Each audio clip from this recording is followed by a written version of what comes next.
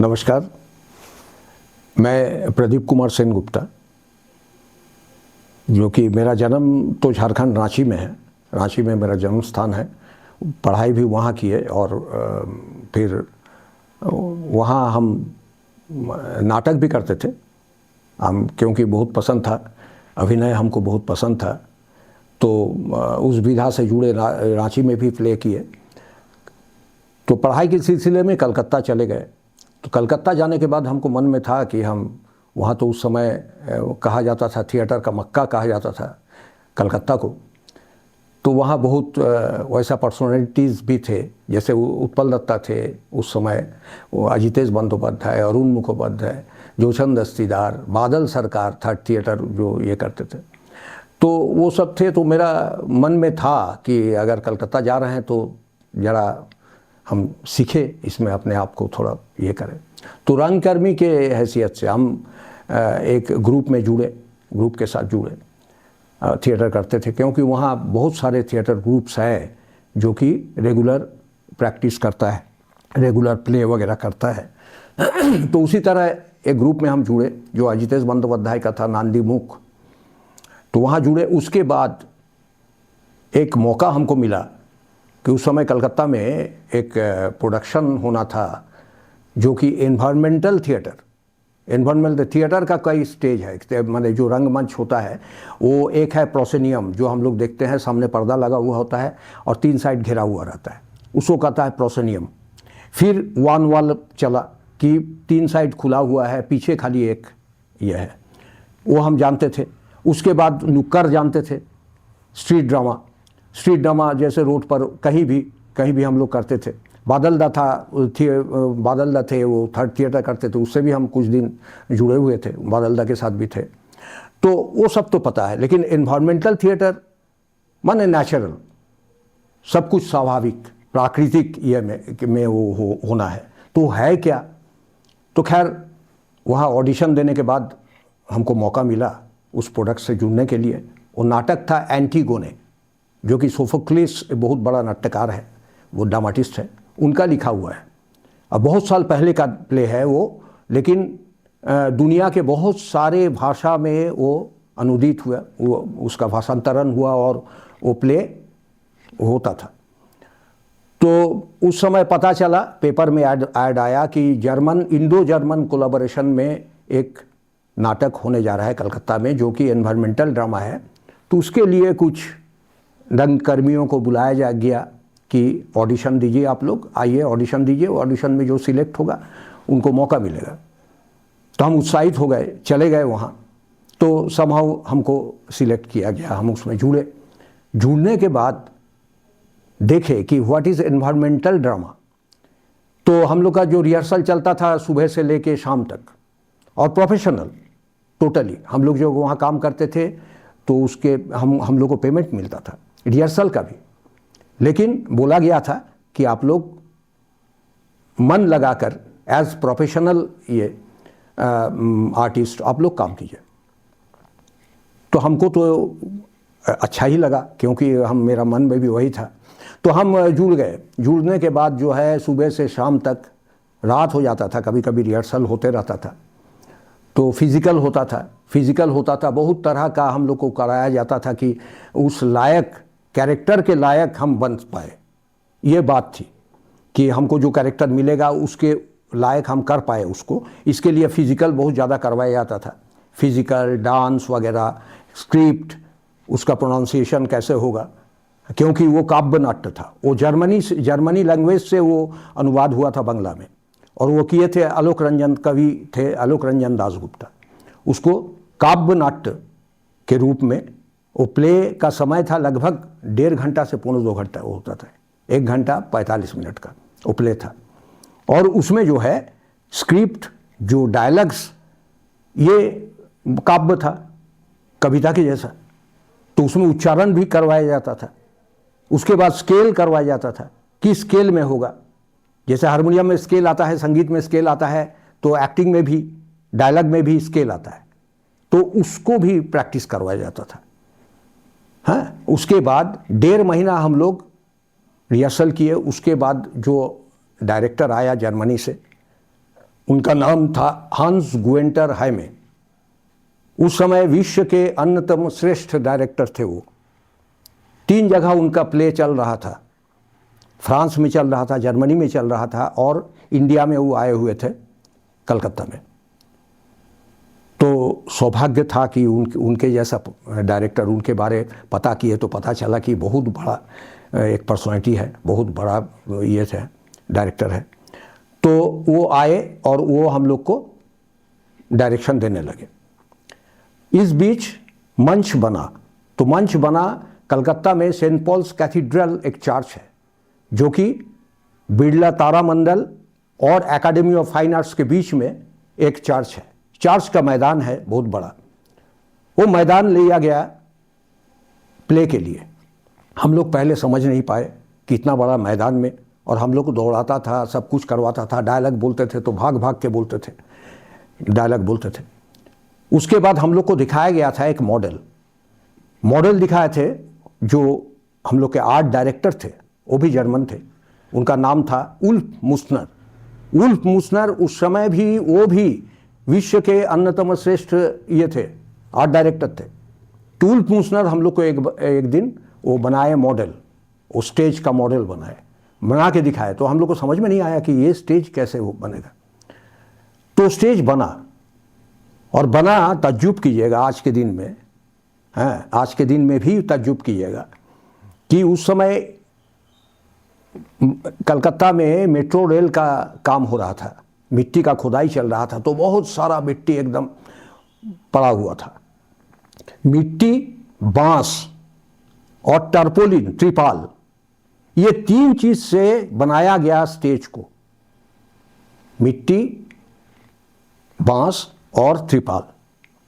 तो मिट्टी लाके बनाया गया, जैसे मिट्टी डाल के ऊंचा किया गया, पहाड़ बनाया गया, सब कुछ, गुफा बनाया गया, वो मिट्टी से बना, और बांस और त्रिपाल से वो पंडाल बना। अब उस स्टेज, वो स्टेज है, उस स्टेज का लेंथ था लगभग 150 मीटर और चौड़ाई उसका कम से कम 100 मीटर। अब सोचिए, तो उतना बड़ा स्टेज बना, और जितने कैरेक्टर्स थे, जितने आर्टिस्ट थे, तो आर्टिस्ट, जैसे सर्कस का एरिना बनता है, सर्कस का एरिना होता है, जैसे कलाकार लोग पर्दा हटा के घुसते हैं अंदर, उसी तरह का पर्दा लगा। कुछ कलाकार पर्दा के बाहर से आते थे उस पर्दा को पार करके, और कुछ कलाकार जो थे वो गुफा से चल के आते थे। दर्शक कहाँ बैठेंगे? तो दर्शक बैठने के लिए गैलरी बना, जैसे सर्कस में होता है गैलरी, उसी तरह का गैलरी बना, सब दर्शक के लिए गैलरी बना। तो गैलरी में दर्शक बैठेंगे और अभिनय बीच में होगा। सेट क्या क्या है? एक तो राजा का कैसल बना, क्रेयॉन का एक घर बना जो लकड़ी का बना, बहुत सुंदर लकड़ी का घर बना, उसका स्टेप बना। क्रेयॉन के घर के सामने 22 मसाल जलता था, टॉर्चेस, मसाल डेली जलता था, 22 मसाल। और एक साइड में नदी के उस पार कब्रिस्तान है ना, कब्रिस्तान में हड्डी उड्डी पड़ा हुआ है, गीध है, एकदम लाइव गीध बैठा हुआ है और हड्डी उड्डी पड़ा हुआ है, वो कब्रिस्तान है, सिमेट्री। तो ये स्टेज बना और दर्शक आसन गैलरी बना दर्शक बैठने के लिए। अब नाट्य का स्क्रिप्ट का रिहर्सल चलने लगा, है ना। तो कैसा स्क्रिप्ट था? स्क्रिप्ट भी बहुत हार्ड था। हम लोग को उच्चारण बहुत, कोई को करने में दिक्कत होती थी, तो वो भी प्रैक्टिस करवाया जाता था कि उच्चारण जैसे स्पष्ट हो, साफ हो।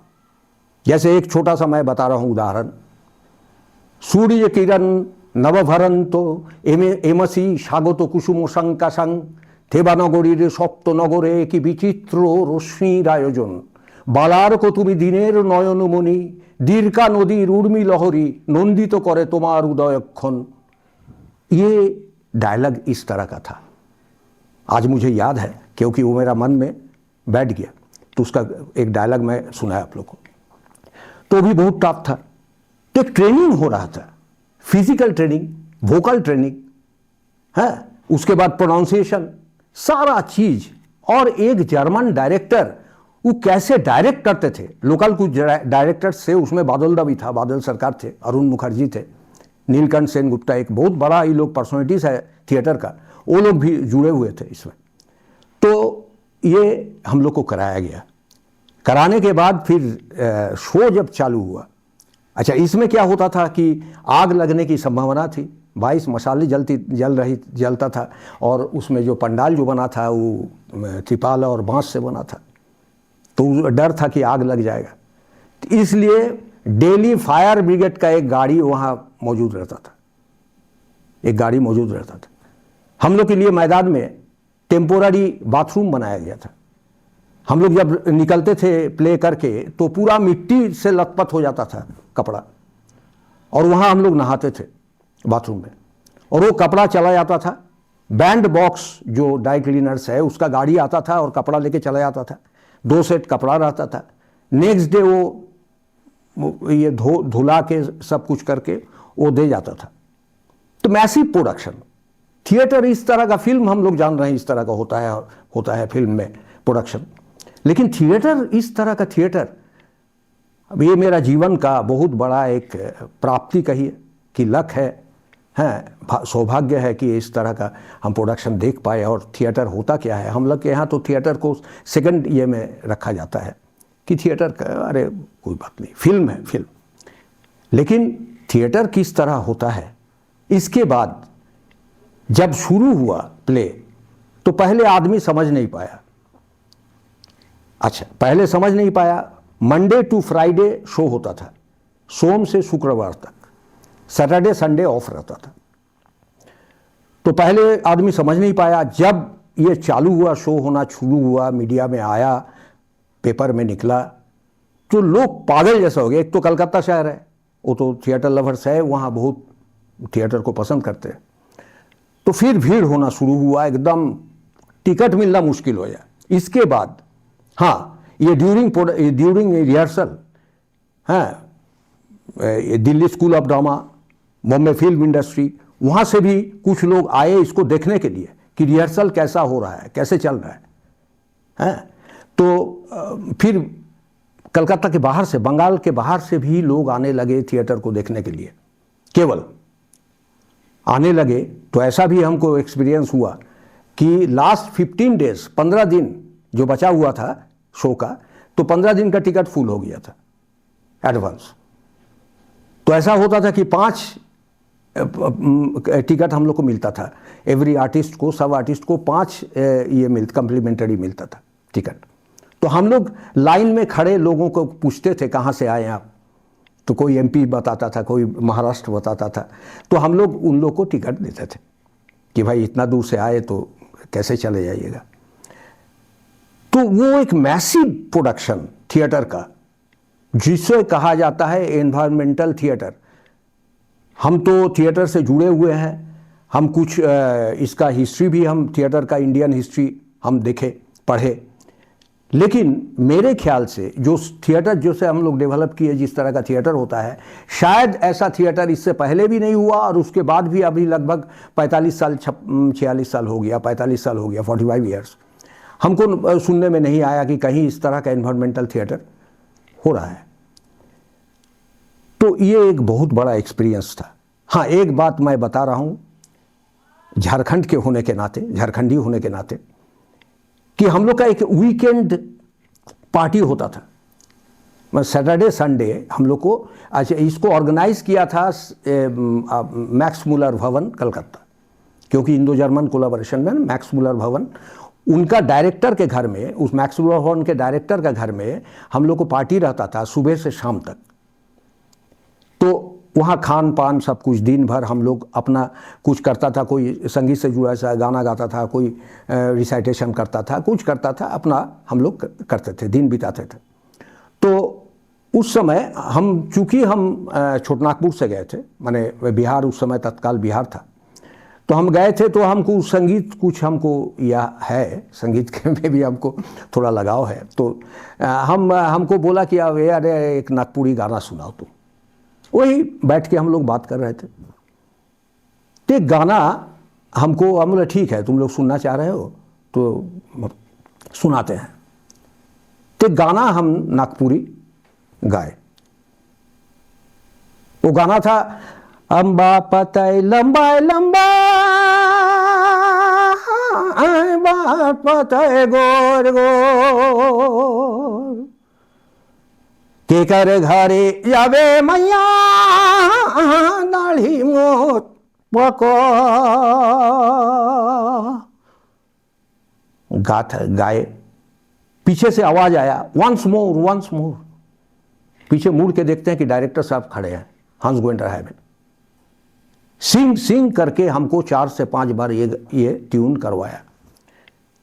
फिर हमको बोले कि इस प्ले में, उसमें लाइटिंग का चेंज होता था। लाइट का एक नेचुरल लाइट रहता था, एक हैलोजन रहता था पूरे स्टेज में। तो नेचुरल लाइट थोड़ा येलोइश होता है, थोड़ा पीलापन उसमें रहता है, और हैलोजन जो है वो एकदम ब्लू है। अभी तो हैलोजन चल रहा है, हैलोजन माने हम लोग यूज़ करते हैं। तो ये लाइटिंग का चेंजिंग था और कुछ नहीं। तो सीन वाइज ये लाइट चेंज होता था, मूड चेंज हो जाता था। तो वही चेंजिंग के समय हम ये ट्यून करते थे। तो जो भी दर्शक मेरे जान पहचान के जाते थे वो पूछते थे कि ये ट्यून खाली हम करते थे, तो मुझसे ये आवाज़ कहाँ से आता है। सबसे बड़ी मज़े की बात है कि इतना बड़ा स्टेज और इतने दर्शक बैठते थे, एक माइक्रोफोन नहीं था। आवाज़ एकदम कान में गूंजता था, और उसमें जो इसका इफ़ेक्ट म्यूज़िक जिसे कहा जाता है कि इफ़ेक्ट म्यूज़िक, वो था संतूर। संतूर इतना मीठा, इतना सॉफ्ट एक इंस्ट्रूमेंट है, उसमें भी माइक नहीं लगता था। वो बजता था तो पूरा वो आवाज़ गूंजता था। और ढाक था, बंगाल का ढाकी है ढाक, वो ढाक था। तो ये भी एक सोचने की बात है। आज बड़ा बड़ा हॉल है, इतना पैसा से हॉल बनता है, लेकिन एक्वेस्टिक नहीं है, उसमें माइक्रोफोन का ज़रूरत होता है। जहाँ 500 लोग बैठते हैं, 400 लोग बैठते हैं, एक हॉल है, उसमें भी विदाउट माइक्रोफोन आवाज़ पहुँचना मुश्किल है। लेकिन उतना बड़ा पंडाल बनाए, क्या आर्किटेक्चर है और क्या ये है उन लोग का कि आवाज़ गूंजता था। ये भी सोचने वाली बात है। आज भी हम सोचते हैं इस चीज़ को कि एक पंडाल बनाए जिसमें माइक्रोफोन नहीं है। अच्छा, तो ये था वो प्रोडक्शन, और हमको तो बहुत अच्छा लगा, इसलिए कि हम इस कला के एकदम ये थे, हैं, मुरीद थे। और हम तो मैक्सिमम टाइम वहाँ बिताते थे। स्टूडेंट लाइफ था उस समय, और मैक्सिमम टाइम हम और एक मेरा साथी था पलाश, तो वो दोनों हम लोग बहुत देर रहते थे। सुबह आ जाते थे, शो जब चलता था 2 बजे रिपोर्टिंग होता था, 1:30-2 बजे, लेकिन हम लोग सुबह आ जाते थे। वो सारा काम हम लोग ऑब्जर्व करते थे। वो नदी का पानी डेली चेंज होता था। 7 फीट हाइट था और 100 मीटर लंबा था नदी, और वेट था 5 फीट लगभग। तब सोचिए कितना पानी, उसमें सेलोफिन दिया गया था, और नदी जैसा वो बहता पानी। वो एक समय खून का नदी बनता है, उसमें खून ये होने से नदी लाल हो जाता है। एक रंग लाया गया था, वो लोग लाए थे, थोड़ा सा रंग उसमें डालते थे, और उतना बड़ा नदी जो है वो धीरे धीरे खून जैसा लाल हो जाता था।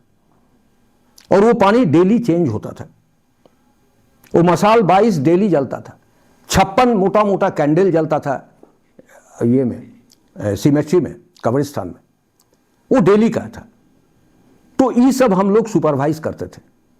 हम लोग आके, हम और वो, क्योंकि इंटरेस्ट था हम लोग का, तो सारा चीज़ हम लोग देखते थे, दिन भर वहीं रहते थे। तो टोटल शो लगभग 2 से ढाई महीना चला था। 3 महीना का रिहर्सल था, और लोग बोल रहे थे कि और बढ़ाइए, लेकिन वो तो बढ़ नहीं सकता है, वो फिक्स था, उन लोग को चला जाना था। ये मेरा एक मैसिव एक्सपीरियंस, मेरा अपना रंगमंच या थिएटर के ये में करियर में ये बहुत बड़ा एक एक्सपीरियंस मेरा हुआ, जो हम आप लोगों से शेयर किए। अब उस समय का कलाकार बहुत कम ही जीवित है, बचा हुआ भी कुछ है जो बंगाल में कर रहे हैं फिल्म वगैरह में, या बहुत कम गिने चुने हैं, है ना।